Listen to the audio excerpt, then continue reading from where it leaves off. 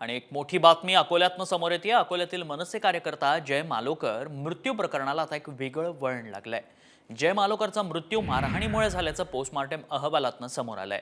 30 जुलैला अकोल्याच्या शासकीय विश्रामगृहावर मनसे कार्यकर्ते आणि राष्ट्रवादीत जोरदार राडा झाला होता।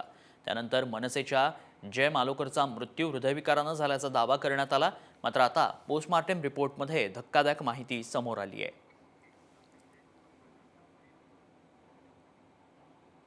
जयला जबर मारहाण झाल्यानं पाठीवर, छातीवर, डोक्यावर, मानेवर जबर मारहाण झाली। छातीच्या 4 ते 5 बरगड्या मागच्या बाजूने फ्रॅक्चर आहेत। या व्यतिरिक्त डोक्याला आतमध्ये गंभीर इजा झाली आहे। पोस्टमार्टम वेळी मेंदूवर मोठ्या प्रमाणात सूज आली, त्यामुळे मेंदूचं वजन वाढलं।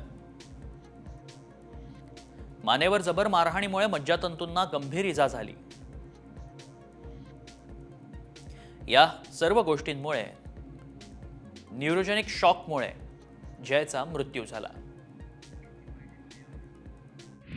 हे मालोकरचे जे पीएम रिपोर्ट आलेले आहेत त्याच्यामध्ये multiple injuries on vital organs स्पष्ट नमूद केलेलं आहे।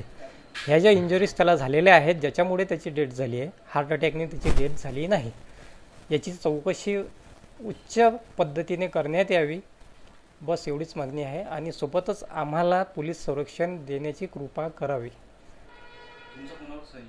संशय तर कोणावरच नाही सध्या तरी, जेव्हा या गोष्टीची पडताळणी होईल, चौकशी होईल, त्यावेळेला माहिती पडेल नेमकं यामध्ये आरोपी आहे कोण।